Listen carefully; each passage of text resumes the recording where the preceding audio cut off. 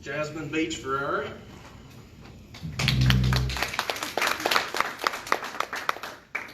Jay Carey. Katie Dean. Eric Gash. Josh Remillard.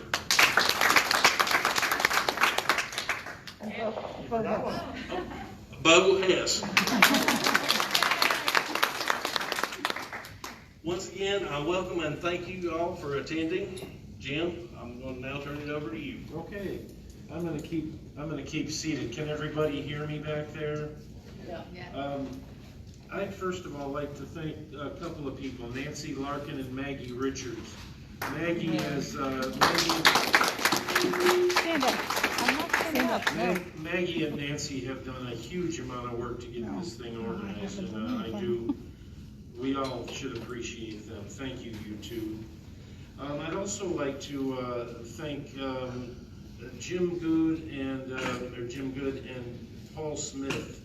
Jim is the Mars Hill Precinct Chair, and Paul Smith is the Beech Glen Precinct Chair, and they both have submitted questions to me as well as to other people, but to me, since I'm the moderator, that I will ask if there is a lull in audience questions. I've got a list of questions that they have submitted, and I'll ask those if audience participation goes down a little bit. My shameless plug of the day is for all of you to listen to WART. In the coming months for more in-depth interviews to the candidates here. I've already interviewed a couple of them, and I have everybody else lined up. It is a service of Madison County Arts Council, and it is a public radio station. There is a lineup on the desk outside, so but I do caution you that I'm also interviewing the 3 Republican candidates that will be going against Madison. 4 Republican. Well, I've got 3 down. I don't have the 4th yet. I guess more than Democrats want Mr. Cawthorn gone. If you have somebody at home right now who would like to join via Zoom, you can text them, call them, and tell them to text 828-380-9522. Thanks to Rupa Roos for putting this on Zoom. Can you give the number again? Yes, 828-380-9522. And Rupa will text back the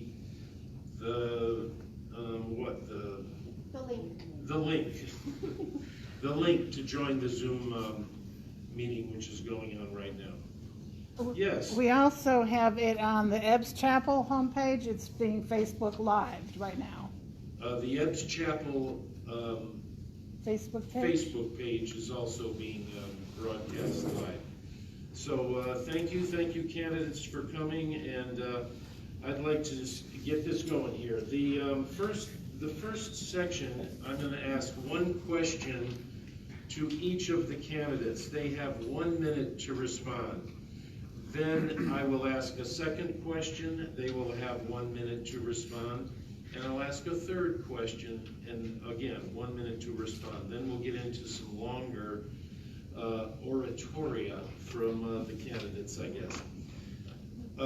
Number 1 is Bo Hess. Bo, are you ready for your question? Yes, sir. This will be the same question for each of them to answer. The question is, what are the 3 or 4 qualifications you possess that makes you qualified to be our next representative in Congress? You have 1 minute, Bo. Thank you. Hey everyone, my name is Bo Hess, and my qualifications as a licensed clinical social worker and a licensed clinical addiction specialist, as an everyday problem solver who shows up every day and works with the people of WNC to put practical solutions to their everyday problems. You know, I've never asked any of the people I've worked with if there's a Democrat or if there's an independent or if there's a Republican next to their name. I meet them where they're at, I show up, and we move towards positive change. And that is what exactly you can expect from me when I win this race, and I am your next representative in Congress. Thank you.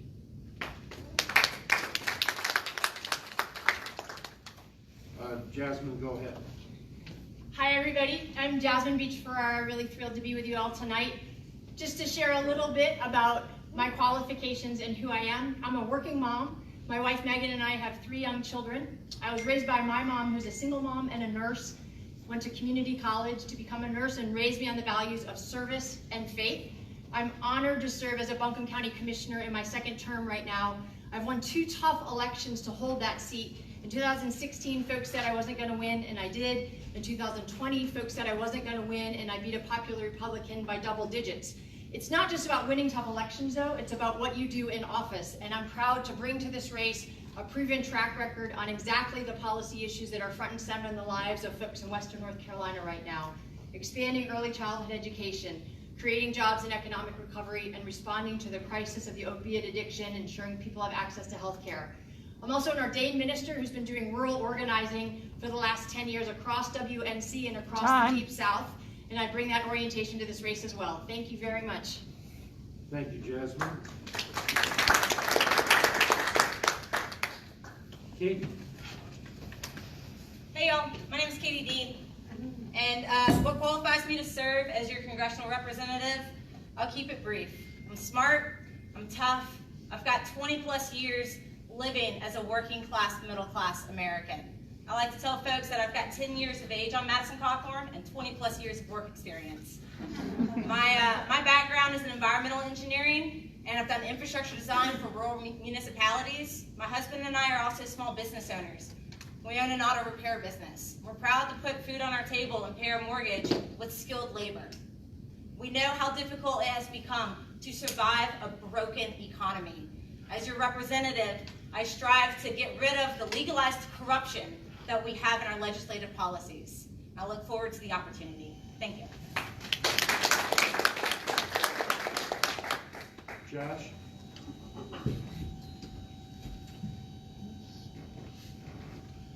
What qualifies me to represent NC11 is, my history of service to my community and to my country. I served as an infantryman in the Army for 8 years, and I did 2 combat tours in Iraq. And then when I came home after that, I saw that there were issues here that needed to be dealt with. So I volunteered with Team Rubicon and helped after Hurricane Michael in Florida. They deployed me down there, helped with damage assessment. I also got my wildland firefighter certification through them, and I even helped out several a population of homeless female veterans in Henderson County with Aura Homes. I think that's important. I think that anyone that's going to represent, lead, or serve a community needs to be willing to roll up their sleeves and get down with the community and actually be a part of it. That's what I think. The other thing is the depth and breadth of my experience is what's going to make me the best suited to be able to win in the general election. On top of that, my education and my background in the study and execution of political science, that's what's going to help me along with my, my common sense approach to people and working on projects and being able to work across the aisle. Thank you very much. Eric. Thank you. Thank you for the folks that organized bringing school supplies for the kids. That's fantastic. I've done the work. I've done the job. As a pastor, as a principal at my old elementary school, as a chaplain with the police department, I've bridged those gaps in our community. At a time when our community was on the brink of being divided, I brought folks together. Credibility. When folks were reaching out, they reached out to me. Business leaders, elected officials, both local and state, faith leaders. They reached out to me to get my advice, to get my opinion on things, and to get direction. They came to me, and I'm going to be a bridge builder. That's proven that I've done that. 2 dozen folks have reached out to me to say, Eric, I'm going to vote for you. I'm independent. I'm going to vote for you. We can bring folks together, and that's what I aim to do. Thank you.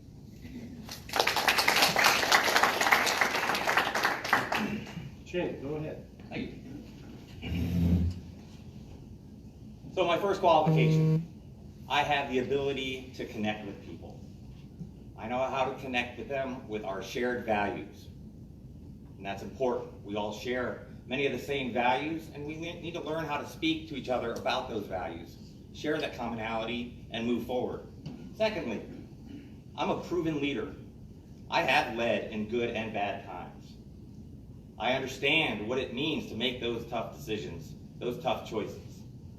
And along with that, I understand how to work with experts, when to listen to them, and sometimes when not to listen to them, but always take in their expertise into consideration when making decisions.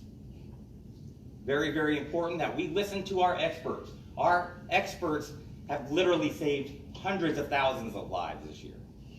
And lastly, although I wasn't fortunate enough, I do believe I was smart enough to make Western North Carolina my home. Thank you.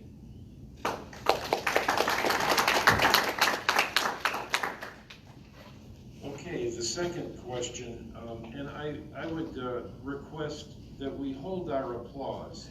Everybody has had an applause now, so we don't need to spend time with that, if that's okay with you all. The second question, Jay, you're going to go first this time. What do you think is the most harmful thing that our current representative has done to our district?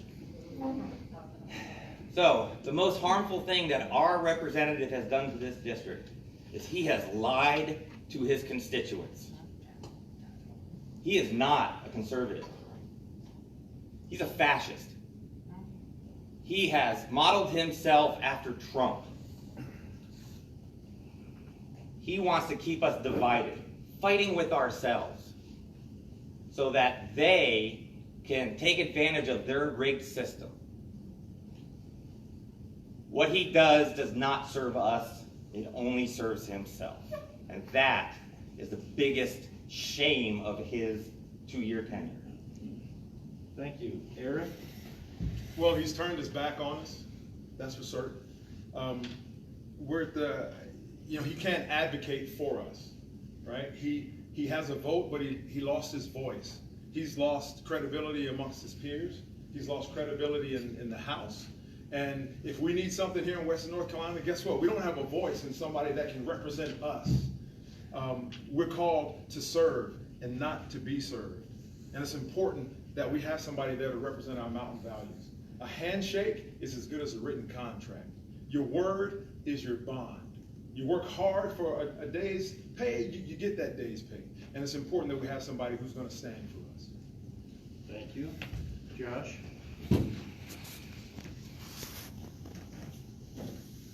I believe it's easy. I think it's his vanity. Madison Cawthorn has focused since day one on chasing celebrity instead of actually working for the people of Western North Carolina. He was part of that treasonous insurrection. He was up there trying to get famous. And then he's up on the roof smoking cigars. And then he's out doing his husbandly duties instead of actually being a representative for this community. He's chasing around Donald Trump because he wants to be famous and he wants to earn a quick buck. All the while, every single one of us is suffering because we're not getting the necessary things that we need done back here. All you have to do is look at his record for voting. Out of the 500 plus Congress representatives that we have in DC, he has missed the most votes in Congress. That is unacceptable. Thank you. Katie? I'd start with the fact that he propagates the big lie. And he helped incite a violent insurrection and attack on our Capitol. And then you could continue into his voting record and the fact that he voted no against the Violence Against Women's Act. There's bipartisan agreement on that. As he throws, I call Cawthorn a smoke and mirror politician. He throws up smoke and mirrors and he runs on hate, fear-mongering, and vitriol, and that is all he has. We defeated McCarthyism in the 50s, and I think we can do it again in this next election cycle. Thank you. Jasmine? Cawthorn's harmed our district in all kinds of ways. He's treating his job more like a reality TV show that's about getting attention than actually representing the people of the district. So whether it's helping to incite an insurrection, his daily extremism and division, not showing up for votes, voting against things like the American Rescue Plan, which will deliver life-changing results to Western North Carolina. He fails at a basic level to understand the profound responsibility he has. On the other hand, I present a stark contrast to Madison Cawthorn. I'm an elected official, and every single day I am out there serving the constituents that I've been honored to represent. And that's on the critical issues that are facing families across Western North Carolina right now. Making sure we can build a strong economy out of this pandemic, creating early childhood education opportunities, making sure people have access to the health care that they need in response to the opioid crisis. It's about more than this, though. It's about coming together around the shared values of love, of hope, of empathy, of belonging and connection in a time of division. And it's also about the kind of campaign where we talk about what Democrats are for. Thank you. Well, Thank you. The opposition represents everything that is wrong with our government system.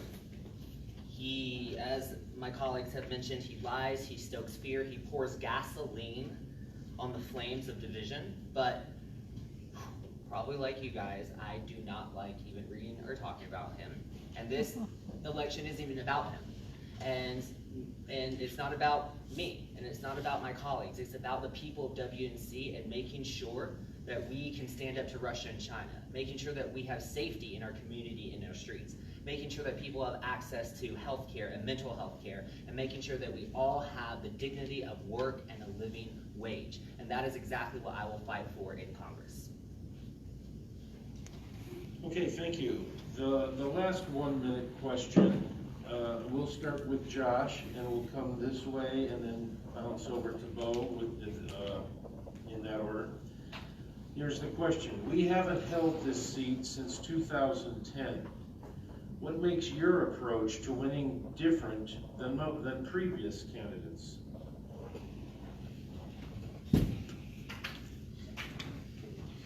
Look, I want to say that, outside of having a smart, strong candidate, retail politics is important out here in the rural districts.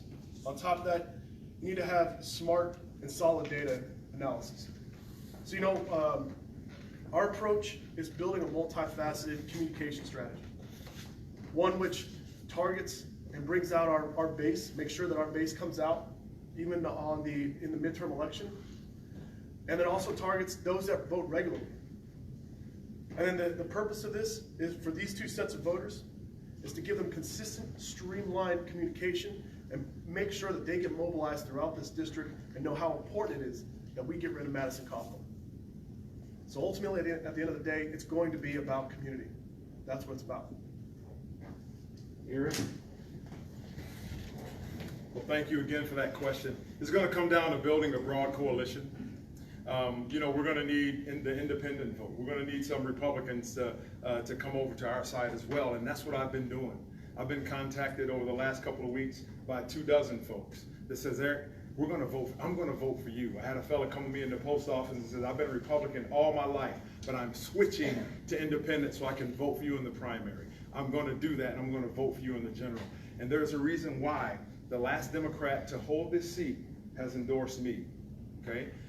Now, we don't agree on everything, but there's something that we can agree on, that come November, I can defeat Madison Cawthorn.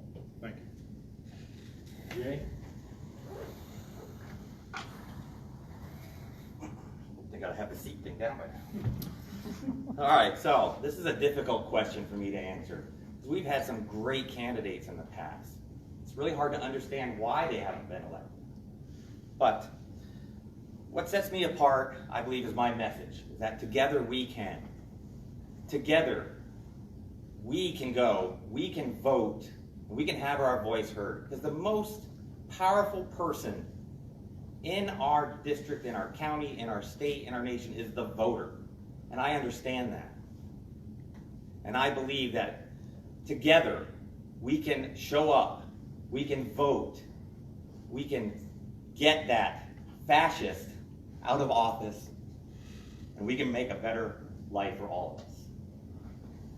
Bo?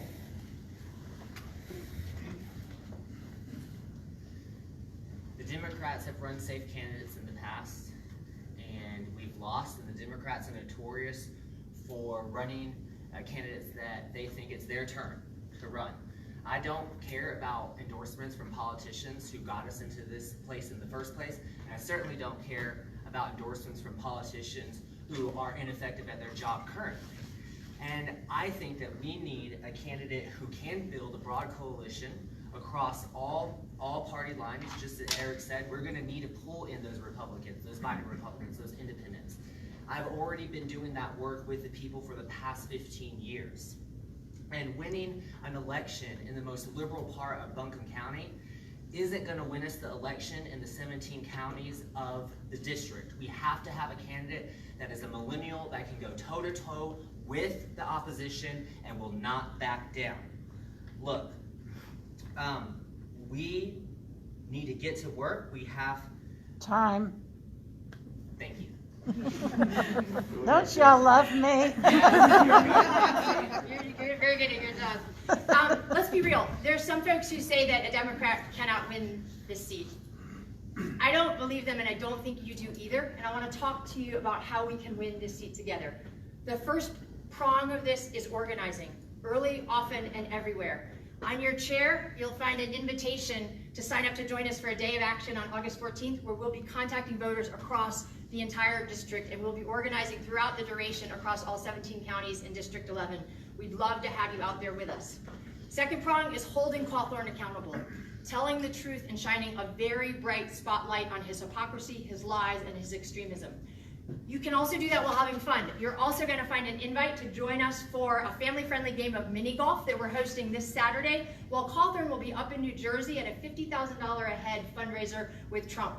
As we hold him accountable, we're also about celebrating Western North Carolina values and the things Western North Carolina folks actually do on a Saturday.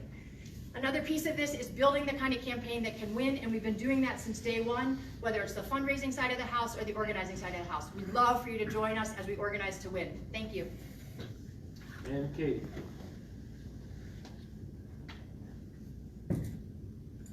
When you look at the metrics of our district from 2010 to now, they've changed dramatically. In terms of how much we've been gerrymandered, the district map will be different again in 2022. We look at voter turnout across the board has increased since 2012. And let's be realistic about what we're up against. This is an uphill battle every single step of the way. And I do think that the path to victory in North Carolina's 11th is a razor-thin margin that we can win. Part of defeating Cawthorn is going to be selecting a candidate who is authentic and genuine and can sincerely buck the status quo to bring honorable representation to our district.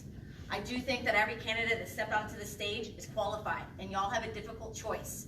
Part of this election is about what you can do to serve, and then who can go on to unseat Cawthorn. I do not envy the decision that you have to make, but to unseat Cawthorn, we're gonna have to pull people off the couch, and you're gonna need to send a candidate who has the youthfulness and enthusiasm to do so. Thank you.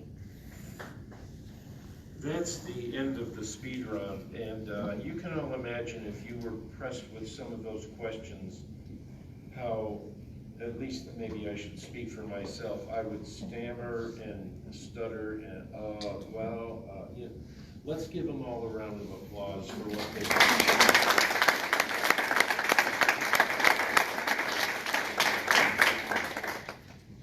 Okay, our next section is each candidate has 10 minutes to talk about their platform, and then they will take audience questions. That means the candidate can either speak for 10 minutes, using up the whole time, or they can speak for 5 minutes and take audience questions then. It's up to them. But they did draw names, and Bo was the first one to go. So. And I will hold up 2 fingers when there's 2 minutes time, so you have an idea. Thank you. So I think I'll just speak for 2 or 3 minutes, and then I'm happy to take audience questions. I just want to thank John again for organizing this and all your leadership here in Madison County. Maggie, thank you for everything that you've done as well, and working with my team. I know it's hard to kind of corral all of the candidates together, so good work on that. Jim, thank you so much for moderating, and thank you for having me on your show. It was an honor to be on there. My pleasure. And thank you all. And it is very inspiring to see a bunch of Democrats together in a rural county. And this is how we win elections. We come up, we talk about the hard issues, and we figure out solutions to those issues. And I'm a licensed clinical social worker. I'm a licensed clinical addiction specialist. I'm not a polished politician, so I'm a little nervous, so forgive me if I stumble a little bit. But I get up every morning and I help people put practical solutions to the everyday problems. And I really do think we need a candidate that is an everyday working person who is just like you and I. I was frustrated with government on both sides of the aisle, Republicans and Democrats. I was an independent.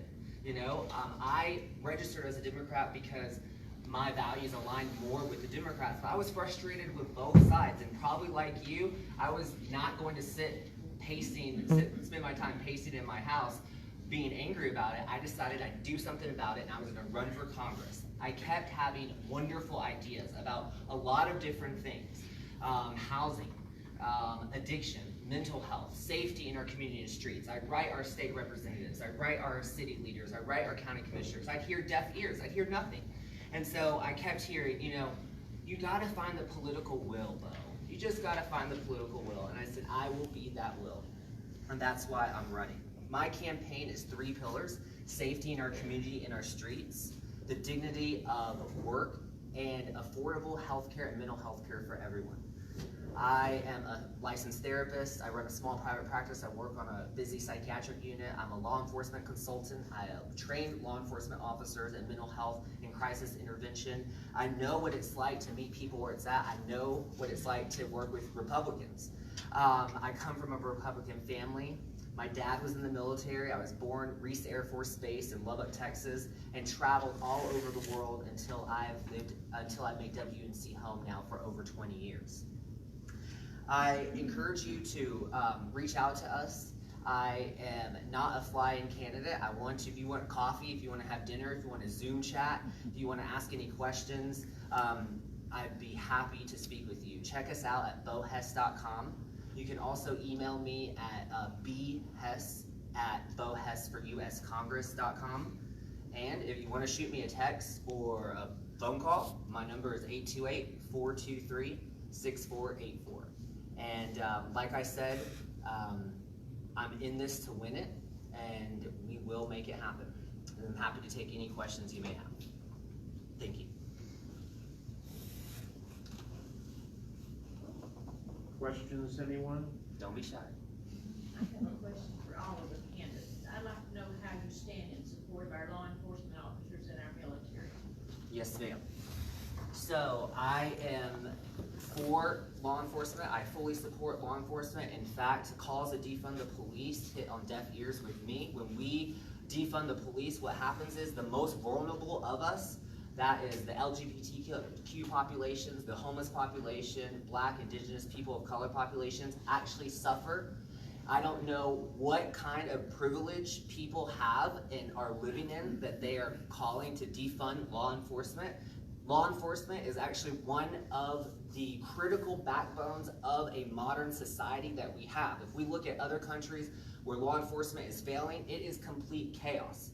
Now, I don't believe that demonizing law enforcement is the issue, and that's part of the reason why I'm running for Congress. There are federal laws on the books that are unjust that we can change at a federal level that will have the ripple effect of making the criminal legal system more just.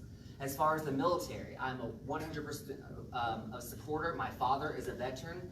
I spent my life traveling from Air Force Base to Air Force Base, and so I fully support our military and making sure that they are fully funded, and as well as our veterans and making sure that they have full access to health care and mental health care, and that other than honorably and dishonorably discharged veterans have their cases reviewed and they are incorporated into the system, because often those individuals lost their military service due to a mental health or an addiction issue.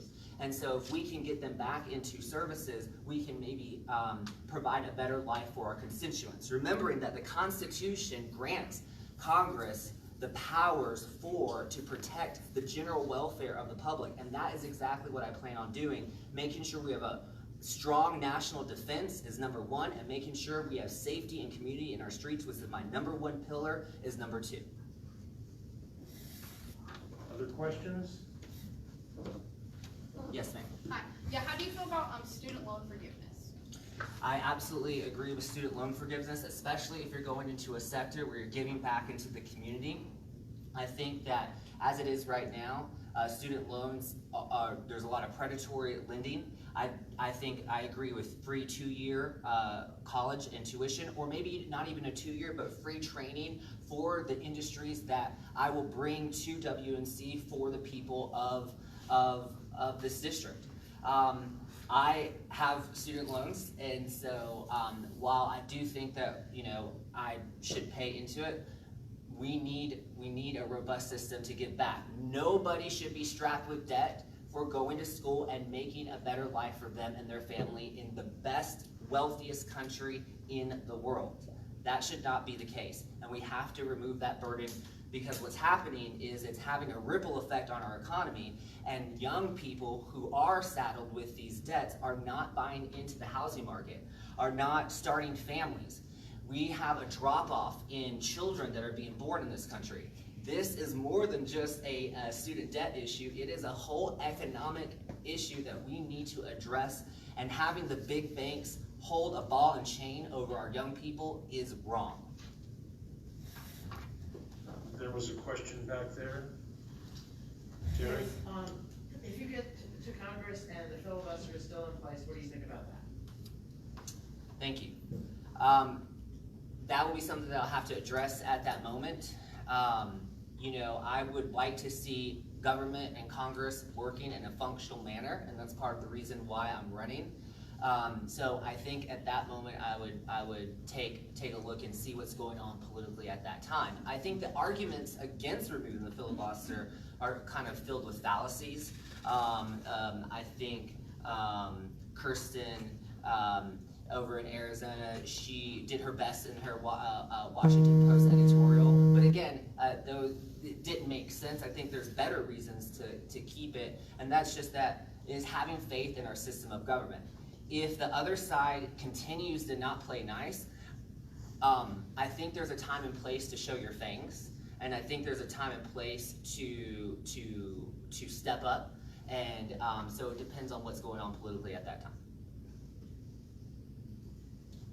Is that the time then? But Bo has 1 minute, so I mean, one more question. 1 minute, Terry, go ahead. Oh, no, she had a question. Let her. Oh, go ahead. Yes. How do you feel about Medicare for all? Thank you. So I 100% believe that healthcare is a right and that everybody should have access to healthcare and mental health care. The issue with Medicare for all, though, is that if we pass a bill with that, it would be a complete failure because we don't have the healthcare infrastructure even to treat the people who have insurance right now. So there are actually better fixes that we can do in the meantime that I support while working towards, a full public option. And some of those things are supporting our federally qualified healthcare centers, making sure that psychosocial issues are billable with insurance, increasing team-based care, increasing mental health parity, and making sure that people have access to that the same they would with primary care. These are things that we can do in the short term. We just need an advocate and someone in the healthcare field to understand those interest keys to move those policies forward. I don't wait for things to be popular. To put out a statement, I've been behind the scenes working on boards, working with Meals on Wheels, doing things, volunteering with North Carolina Harm Reduction Coalition. I work with people who suffer from severe mental illness and addiction. And these are things that I am very well of that we need access to. However, we have to do it in a strategic manner so that we're successful and the opposition can't say, look at how much of a failure they passed these laws and no one can even get care because we don't have the doctors, we don't have the nurses, we don't have the social workers to provide the care. Once we do, absolutely. Jasmine, 10 minutes. So I'm a minister. It feels really weird to be behind the table, so I'm going to come out here if y'all don't mind for this portion. Can y'all hear me without the mic? Take the mic. Take the mic. Okay. Thank you. I want to just begin by saying thank you so much to the folks who worked hard to organize this event. for your ongoing leadership. Thank you to folks for showing up tonight. Nights like tonight are truly the heartbeat of how our democracy works. And as I look around the room, I just see incredible leaders who care deeply about our community and who are ready to work and fight together to help our community move forward together. I also want to thank my fellow candidates and their families and friends who are supporting them and their staff. This is about service, and I respect everyone who's willing to step up and say I'm running for office at any level. I want to take this time just to tell you a little bit more about my why it is that I'm in this race, and why I very much hope that you will join the movement that we are building to defeat Cawthorn, yes, but really to bring an entirely different approach to leadership to Washington, D.C., an approach based in caring about the people of Western North Carolina and fighting for the people of Western North Carolina. I've talked a little bit about my track record as an elected official, having won some tough races to hold this seat. But I really want to talk about my approach as a policy maker with a proven track record around exactly the issues that are front and center in the lives of working families across all 17 counties of Western North Carolina, as we work together not just to pull out of one of the most monumental crises we've ever faced, but also to find our way forward in a time of great division and a time, frankly, of great pain. The approach I've taken on County Commission has started with listening carefully and deeply to all of my constituents, folks who voted for me, but also folks who voted against me, because that's what this kind of service and leadership is about. And it's been about building tables and bridges and trust and relationship to address exactly the issues that are hitting home for folks across our community. That's meant working in partnership with folks in recovery, with parents who have experienced a heartbreak of losing a child to an opiate overdose, with folks in law enforcement to figure out some of the most innovative and compassionate responses to the opiate epidemic that are happening across the country and are happening right here in Western North Carolina. That's meant helping to lead the charge on rolling out one of the most ambitious plans to expand access to early childhood education that's happening in North Carolina, and doing so with bipartisan and unanimous votes on a bipartisan county commission. That is my orientation to this, and I bring to that orientation a background as an organizer. I've spent the last 10 years traveling across the South, including across Western North Carolina, working on some of the toughest issues out there. LGBTQ issues in the South, issues that folks are sometimes even scared to talk about, and doing it with an approach that starts with listening, that starts with respect, treating everyone with empathy, and believing that we can find a way forward even around those things where it might seem like there's not a clear path. That's the orientation that I take to this. And the other piece that's so critical to talk about each and every time we talk about why this race matters is the values that we bring into politics. The campaign that we're building is about love and hope and empathy, and that is extended to each and every person in Western North Carolina. No exceptions. The campaign we're building is about organizing in every single county and every single precinct across the district, making sure that folks who haven't heard from Democrats perhaps in quite some time are having conversations, and that those conversations start with us listening. The campaign we're building is talking about what Democrats stand for: universal pre-K, health care for all, jobs you can raise a family on, responding to the crisis of climate change, addressing racial justice, addressing economic justice, and perhaps above all of that, finding a way forward together to heal our communities, to help families recover from the crisis of this time, and to create together the country that America is ready to be and needs to be for all of us. Our invitation to you is to join us in this movement. I want to ask you, raise your hand if someone's told you that a Democrat can't win this race. Raise your hand if you believe a Democrat can win this race. Okay, we have that in common, all of us. And I want to say one thing here, which is that one way we're going to win is being in lockstep as a party, and having a big tent that everyone is welcome to come to, regardless of their political affiliation or how they're registered. We build a big table, and we keep the doors open, and we always make room at the table for people who are ready to sit down and find common ground around the kind of shared values that really matter in people's lives here in the mountains. That's the kind of campaign we're building, it's the kind of movement we're building together, and it's what we'd love you to join us in, whether it's at the day of action we're having, the mini golf party we're having, or any of the organizing we'll be doing across the district throughout the duration of the campaign. We're in this to win, not just to defeat Cawthorn, but to deliver to Western North Carolina the leadership that we need and deserve in Washington. With that, I'll close my remarks and open it up for any questions. I'd love, ma'am, if it's okay to begin with yours after I take a sip of water.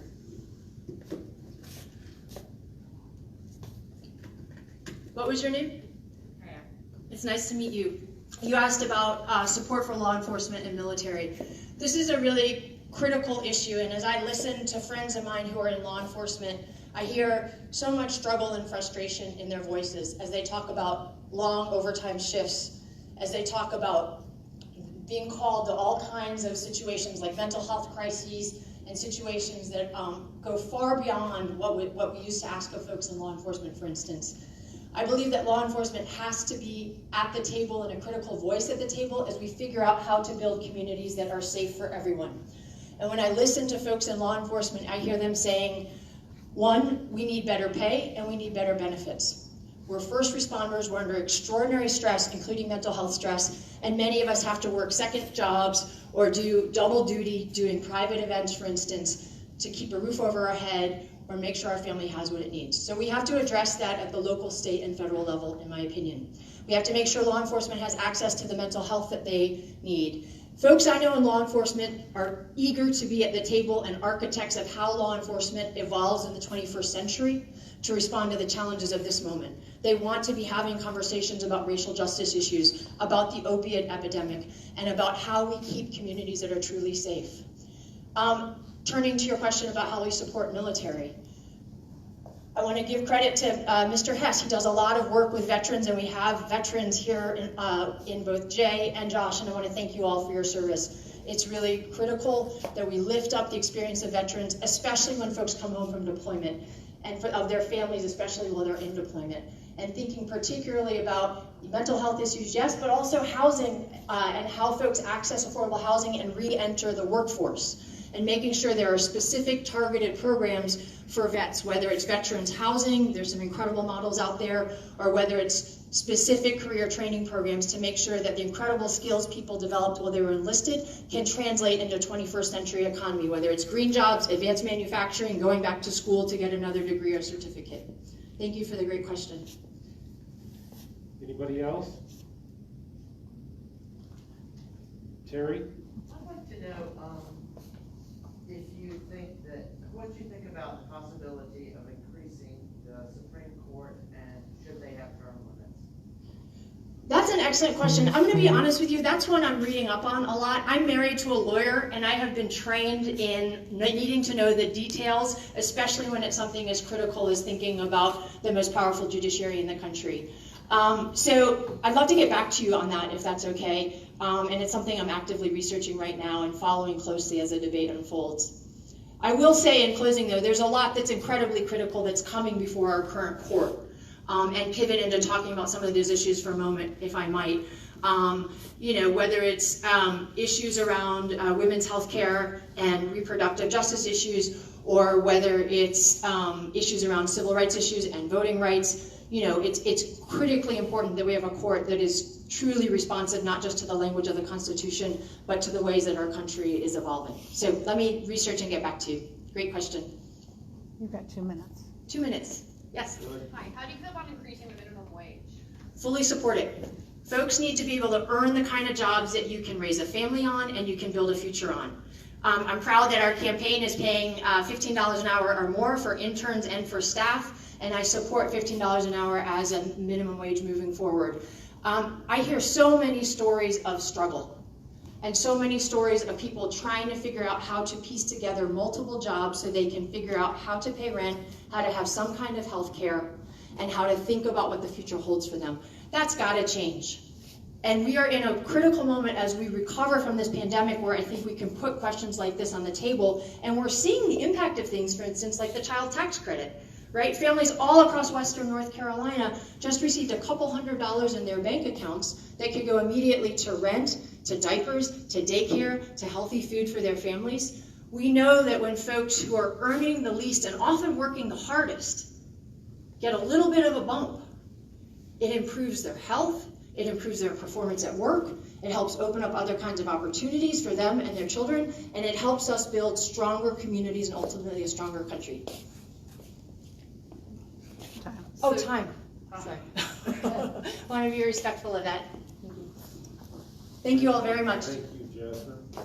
Katie? 10 minutes, yep. Do you want this? Yes. Sure. Thank you. Hey y'all, can everybody hear me okay? My husband and I own a small business, and when we started the business, we did not have much to go on. And we've built the shop from 1 bay to 5 bays, and we've created a few good jobs in our local economy along the way. It's been an uphill battle every single step of the way, and we've lived a life as working and middle-class Americans, and we've seen firsthand how difficult it has become to survive a broken economy. My background is in environmental engineering, as I said. After school, I went straight to work and I did infrastructure design for rural municipalities, water lines, sewer lines, plant work. I've stood shoulder to shoulder with the contractors, the electricians, the hardworking people that maintain our communities and provide essential services like access to clean drinking water. We've put together a working class platform for a working class district.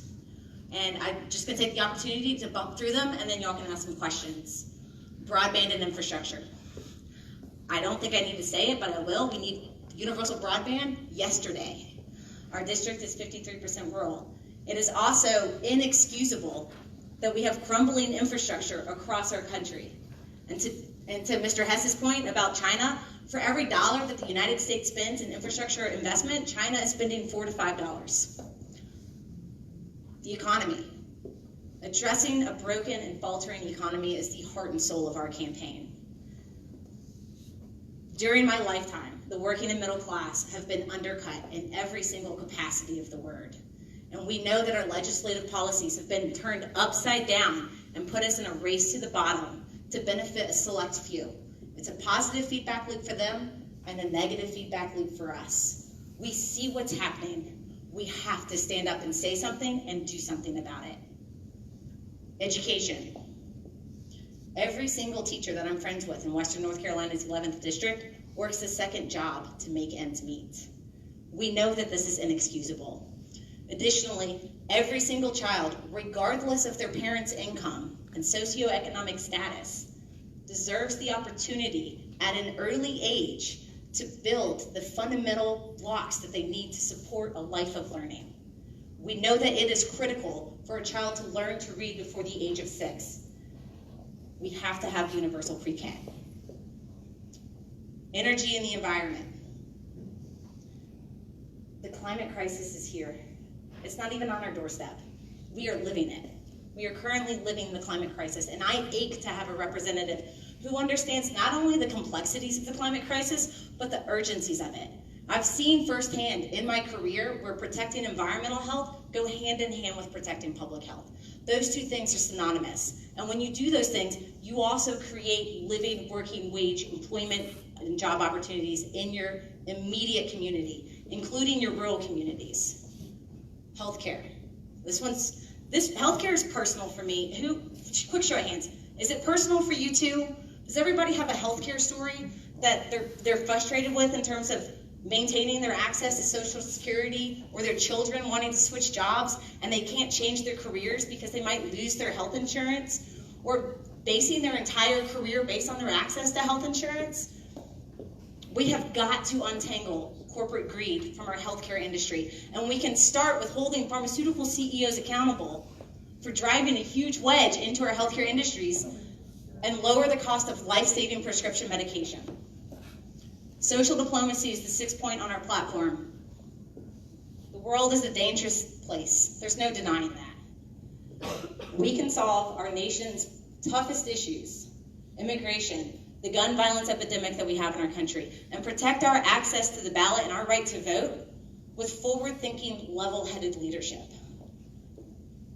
While corporate CEOs have driven a wedge to one of the largest income and wealth disparity gaps that we've seen in our lifetime, they purchase representatives to do their bidding for them, including our very own smoke and mirror politician, Cawthorn. And wouldn't it be nice if we sent somebody to DC when they came and knocked on our door and they said, "How much does your vote cost?" We told them that we're not for sale. This campaign and what we have to offer is about what we have to offer. Sorry, it's authentic and genuine leadership. It's very simple in that capacity. This Democratic primary race is trying to answer the question about who can go on to unseat Madison Cawthorn. Who's tough enough to go up against them, and who's smart enough to win. When my husband and I decided to start a business, I left full-time employment in environmental remediation and compliance to work at the family business to help get things going as we brought on more employees. And in making that decision, I sacrificed our access to affordable health care. I then broke my collarbone as an uninsured patient. And I had 2 surgeries, one to install hardware into my shoulder, and I did the second surgery without general anesthesia, just to save $15,000 in healthcare costs. I like to tell people that I'm working class tough, because I cannot afford to be anything else. And what's frustrating is we know it doesn't have to be like this. My healthcare story is not unique to me. It is uniquely American. We are the working class that Madison Cawthorn claims to represent, and we know he doesn't have our back. With that, I would love to open it up and answer any questions you may have.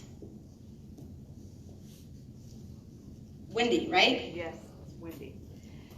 So I'd already asked Bo about Medicare for all, but how do you see that, and do you support it? Yeah, I am for whatever health policy that we implement to get the most people, the most access to affordable health care as quickly as possible. And so I'm not really against any given policy as it comes to achieving our objective and how that can be achieved. I will be honest that stepping into this political climate within the next 2 years, I don't see Medicare for all passing.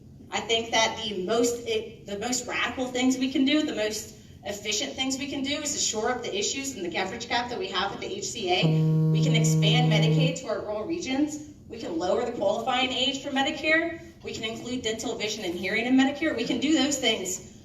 I think those are achievable in the climate that we have immediately while we start to untangle the corporate greed that we have in our healthcare industry. So I'm not opposed to it, but I'm for whatever works and serves the people in terms of access to healthcare. Thank you. Katie, how will you respond when you will be called a radical socialist who hates America? All right. I've already been called a communist. You know, I think that we need to square up as a party. We need to square up to the socialism, and part of that is messaging. And you know, investing in social programs is not socialism. Look at the infrastructure plan that is on the table that we so desperately need. It'll cost a few $1 trillion. The price tag is yet to be determined. And, you know, that is not, I don't know what to say other than it's just not socialism. There was one in the back. Yeah, how do you feel about the Green New Deal? Oh, that's a good question. I think we need it. I think that since the first New Deal was passed, we have watered it down and taken its power away. And I have some caveats about the Green New Deal, one of them largely being the expectation about moving to renewables and the infrastructure to achieve that. And I say that as somebody who's sincerely concerned with our carbon use on the global stage. They have a large percentage of it dedicated to hydropower, and my husband and I are both outdoor adventure athletes. I'm a whitewater kayaker and a mountain biker, and I have seen what happens when you dam rivers inside the United States and in countries like Ecuador and Costa Rica and other countries in different economies, and the impact can be devastating. So one of my larger concerns with the Green New Deal is just some nuanced things associated with hydropower expansion in the United States, and if our elected officials are being realistic in that capacity. Any other questions? Go ahead. In order to beat Madison, you're gonna have to get the vote out. What's your plan to get people out to the polls? Good question. And I'm going to answer it very quickly because I did not answer the police question at the beginning. I'm very sorry. It just comes down to organizing and mobilizing folks in various capacities. My background in engineering, I'm pretty well organized, especially mentally, and having a large, broad network. And as a 35-year-old outdoor adventure athlete with ties to this region for the last 15 plus years, I have friends in Franklin, I have friends in Cherokee County, and we're small business owners in our local community, we have a broad network to mobilize the vote. I do want to take my last 45 seconds or so because I forgot to answer the police and military question. Very simply, we'll say, is it time? Go. I support our troops, and I think that we ask way too much of our police officers who are underfunded and under-resourced. We need to increase pay and provide them the resources, the training, and the tools necessary so that they can intersect their communities in a productive and efficient and humane manner. I've been pulled over, and a lot of them have trauma. They need trauma training as part of their job function. Okay, thank you. Thank you. That's 3 of the longer answers. Let's all just take about 20 seconds and stand up and move our legs around, and we'll get back to the other.